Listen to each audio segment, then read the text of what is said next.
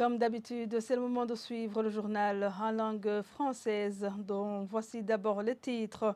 Le président de la République du Burundi se plaint de certains administratifs qui se rendent coupables de la lenteur dans l'exécution des travaux de développement au moment où le président de l'organisation Olicom trouve qu'il faut plutôt les sanctionner. Les vendeurs et commerçants exerçant des activités dans les grands marchands urbains ont besoin d'être sensibilisés sur l'importance de faire assurer leurs marchandises contre des incendies. Les sociétés d'assurance qui avaient promis d'organiser des séances dans son sens tardent à agir. On fera le point dans ce journal.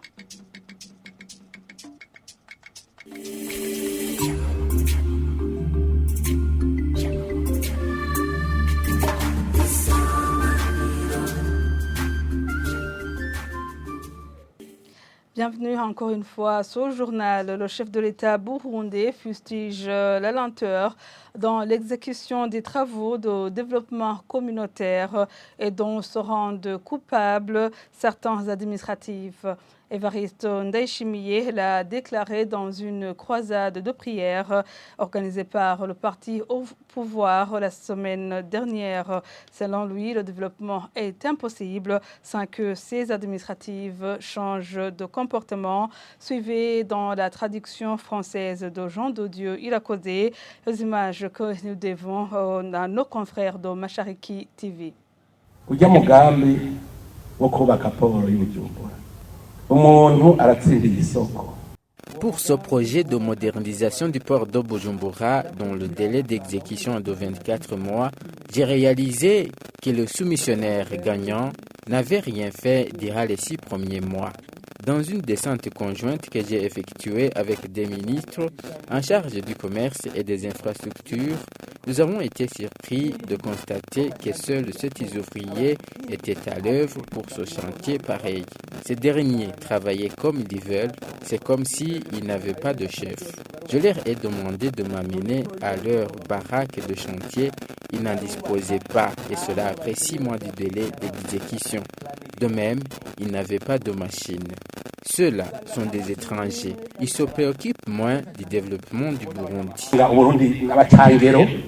Uburundi naho butotera imbere ntibibaraba birabira igihugu cyawe kuko n'abacangero none umurundi yarajejwe gukurikirana ibikorwa ndamubaza ibi nyene ubibona ari ibisanzwe kandi nkabona nta ngorane afise umurundi nta ngorane nimwe afise aho bavuga ngo bobirehura nkazoca mpembwa amezi menshi. J'ai demandé au responsable local chargé de ces travaux si cette situation était normale. J'ai constaté qu'il n'avait pas de problème. Par contre, il y voyait une opportunité dans cette lenteur pour qu'il soit payé durant un long moment. Pour le directeur général en charge du port, dont les travaux sont les siens, il croise les bras. Partout, les travaux sont au point mort. Si on tenait à sanctionner tous les responsables, on pourrait y arriver. J'ai réalisé que ceux qui disent qu'il faut les sanctionner pensent en réalité à occuper leur poste. Combien d'agences de voyage ont été créées et évoluées, beaucoup plus que le TRACO.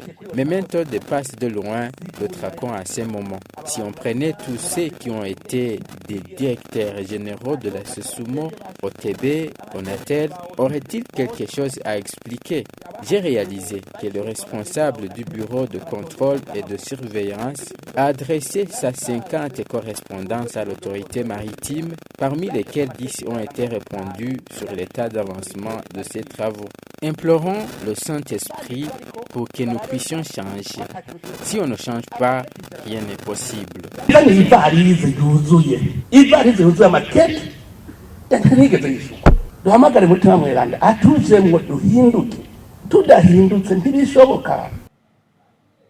À propos de cette lenteur dans l'exécution des travaux de développement communautaire, l'Observatoire de lutte contre la corruption et les malversations économiques estime que les séances de moralisation ne suffisent pas et pour qu'il y ait un changement de comportement.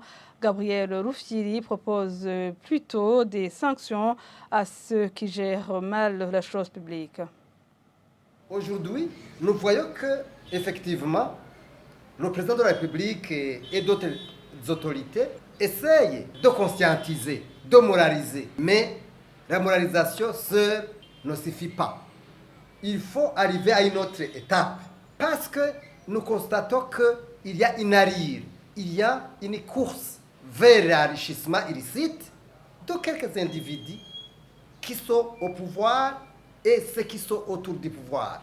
Ces individus sont des cadres de l'État et s'ils gagnent le marché public. Donc pour nous, il faut continuer à conseiller, mais à un certain niveau, il faut sanctionner. Mais sera possible quand la justice fera son travail. Est-ce qu'aujourd'hui, la justice est à mesure de trancher à n'importe qui? Moi je dis non. C'est pour cette raison que le chef de l'État, qui est le garant de la justice, le garant du bon fonctionnement des institutions, doit prendre le taureau par les cornes, au lieu de prendre toujours le taureau par les jambes. Il est très difficile d'arriver loin quand on ne trace pas une ligne que tout le monde doit suivre. Il faut que tout le monde suive la légalité. Il faut que tout le monde suive l'intérêt général. Deuxièmement, c'est de confier la gestion de la chose publique des gens capables de rendre compte, ce qui n'est pas le cas actuellement. Pour nous, la gestion telle qu'elle est aujourd'hui, si elle ne change pas, il sera très difficile d'arriver aux conclusions d'un Burundi émergent en 2040 et d'un Burundi développé en 2060. Ça va rester un rêve. La mesure de la mairie de remettre les stands aux propriétaires avec qui elle a signé des contrats est à saluer. Déclaration du président de l'association des commerçants du Burundi, Antoine Mozaneza, le dit au moment où il est prévu ce mercredi la remise des stands aux premiers acquéreurs. On l'écoute dans cette traduction de Léonce Vitaliho. Barabonye neza yuko hariho bamwe bari mu bibanza bakoreramwo kandi atari gwabo. Ils ont constaté que certains occupants ne sont pas les propriétaires des stands. À cela, je pense que l'État va donner des orientations. D'autres sont les vrais propriétaires, mais ont fait louer leurs échoppes. Ce qu'on demande à nos amis, collègues et commerçants, c'est de faciliter la tâche à ceux qui vont faire le recensement et la mairie qui n'a ménagé aucun effort pour pouvoir rencontrer les commerçants. Les marchés de l'intérieur du pays, eux, n'ont pas eu de problème. Nous saluons la décision que la mairie a prise de remettre les stands à ceux qui possèdent les fiches. Il y a des commerçants qui n'étaient pas proches. Ceux qui occupaient les places voulaient s'en approprier suite à l'annonce du chef de l'État d'attribuer les échoppes aux occupants. C'était un peu du vol. Par exemple, le marché dit Kotebu a été construit par des investisseurs qui venaient de perdre leurs marchandises à l'ancien marché central de Bujumbura. L'État a construit jusqu'à la toiture et nous nous sommes occupés à aménager les échoppes à l'intérieur. Les uns ont contracté des crédits dans les banques, d'autres ont cherché des assistances ou dettes qui ne sont jusqu'ici remboursées. Donc, celui qui a fait tout cela ne peut pas avoir les mêmes droits qu'un simple occupant. Umuntu ariko arakorera muri ico kibanza uwo muntu agaca agishikira atanumutaye yigeze ashiramo. Toujours page société, le marché central de Bujumbura, ravagé par le feu en 2013, vient de faire 11 ans sans être réhabilité, ce qui constitue une perte énorme, aussi bien pour les commerçants qui exerçaient leurs activités, mais aussi pour les clients et pour tout le pays, selon certains habitants de la mairie de Bujumbura qui se sont exprimés sur Isanganiro. Ils regrettent que des promesses pour la construction d'un nouvel immeuble commercial sur ce site aient été données, mais en vain. Ce marché était très bénéfique pour nous. Aujourd'hui, 11 ans viennent de se passer étant ravagés par le feu. Nos conditions de vie ont régressé. C'était un marché central qui rassemblait les marchands et les clients provenant de tous les coins du Burundi. Le gouvernement a donné tant de rendez-vous pour sa réhabilitation. Nous espérions que ce marché allait être réhabilité dans les meilleurs délais pour l'amélioration de la vie de la population, mais ça n'a pas été le cas.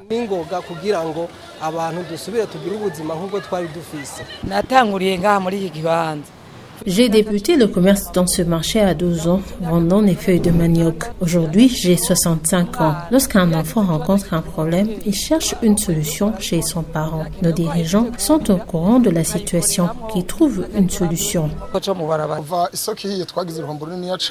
Depuis que le marché a pris feu, nous avons subi des pertes énormes. On m'a alors offert un stand au marché dit Kotebu et après quelques jours, ce stand m'a été retiré car il servait de passage de camions pompiers. Pour le moment, j'ai opté de retourner au centre-ville où nous louons des stands qui sont chers. Nous perdons doublement. Nous attendons toujours que le marché soit reconstruit, mais en vain. Nous perdons espoir aujourd'hui car il fait plusieurs années.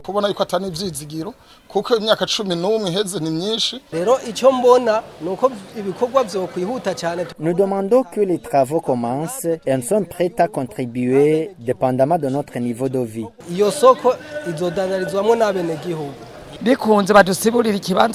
Que la réhabilitation soit faite afin que nous continuions à exercer notre métier tranquillement. Nous demandons de concrétiser les promesses pour que le marché soit construit. Les responsables des marchés urbains d'Oujabé et Rouvemeira demandent aux maisons d'assurance de sensibiliser les commerçants et vendeurs à faire assurer leurs marchandises contre l'incendie. Selon ces responsables, certaines sociétés ont promis cette activité mais elles n'ont pas encore fait ces descentes. Le point avec Mireille Kanyang. Bien que certains marchés aient été ravagés par l'incendie, notamment le marché central de Bujumbura en 2013, des commerçants ne sont pas nombreux à faire assurer leurs marchandises contre l'incendie et le secteur des assurances au Burundi n'étant pas très développé, comme cela a été soulevé lors de la récente célébration de la journée dédiée à l'assurance, édition 2023. Parlant de l'assurance incendie dans différents marchés urbains, notamment celui d'Ojabé, les vendeurs et commerçants ne sont pas sensibilisés sur l'assurance incendie, dit Edouard Ngendakumana du comité des commerçants de ce marché. Il rappelle qu'il y a eu incendie en 2000 dans ce marché et il appelle ceux qui y opèrent de faire assurer leurs marchandises. Des maisons d'assurance, poursuit-il, ont promis de sensibiliser les commerçants, mais leur action se fait toujours attendre. Même son de cloche du côté du marché de Rouvemeira, en zone urbaine de Buyenzi. Élisée Ngayemhore, commissaire de ce marché, regrette que des sociétés d'assurance n'ont pas encore agi. Il rappelle aux commerçants que l'indemnisation est payée à celui qui a souscrit à l'assurance incendie. Selon des données de l'ARCA, agence de régulation et de contrôle des assurances, ce secteur comptait 18 associations, 17 ans dans l'assurance non-vie, 7 dans l'assurance vie et une combinant les deux. Quant à l'association des assurances Assure, et fait savoir qu'en 2020, l'assurance incendie était encore minime avec 14,4%. Et c'est par ce reportage de Mireille Kanyangé que nous mettons un point final à ce journal. Merci à vous tous de l'avoir suivi.